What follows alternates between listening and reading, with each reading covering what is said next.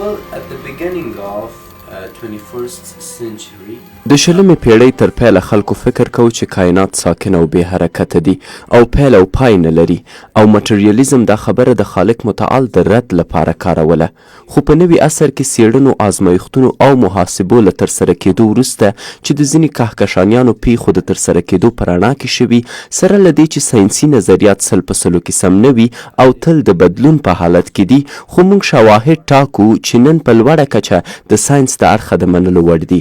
یو له دوی هغه کیهاني پیښې دي چې ښایي کائنات په دوامداره شکل د پراخېدو په حال کې دي د کائناتو د پراخېدو نظریه د شلمې پیړۍ په پیل کې د یو روسي فیزیک پوه الکساندر فریډمن او بلژیکي کیهان پیژندونکي جورجس لمیټر لخوا وړاندې شوه هغوی د ډېرو محاسبو په پایله کې وموندله چې کائنات دایما د حرکت په حالت کې دي او وروسته په کال 1929 کې دا نظریه د آدوین هابل لخوا تایید شوه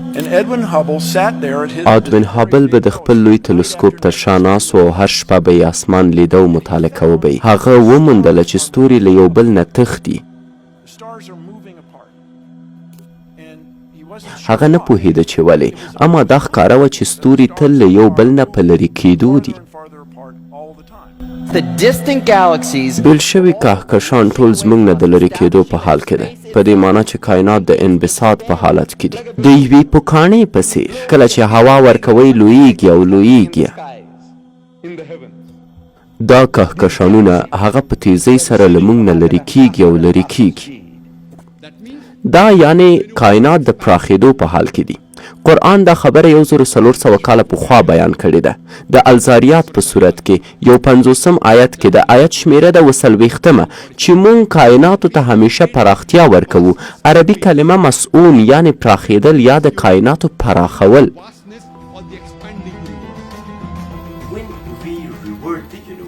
نو که مونږ دا پراختیا برعکس کړو نو کائنات به سره نږدې شي دومره چې سره به ونښلي که چیرته بیا هم دوام ورکړو نو متراکم به شي تر دې حده چې هیڅ شی به هم پاتې نه شي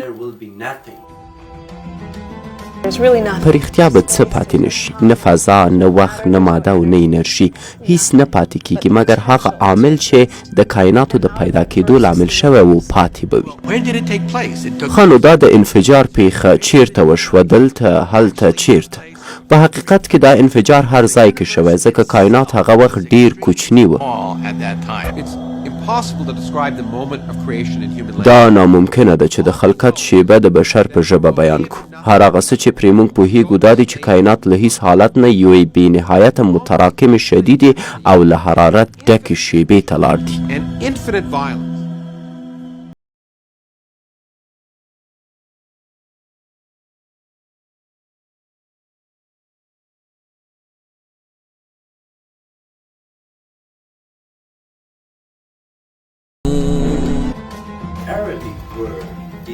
عربي کلمه بدء یعنی د یو شي پیدا کول له هیڅ نه دا کلمه د یو داسې شي په خلقت دلالت کوي چې مخکې کومه نمونه یا اولیه ماده ونه اوسي نو د خلقت تر ټولو ستره حیرانتیا دا ده چې یو شی له هیڅ نه رامنځته شي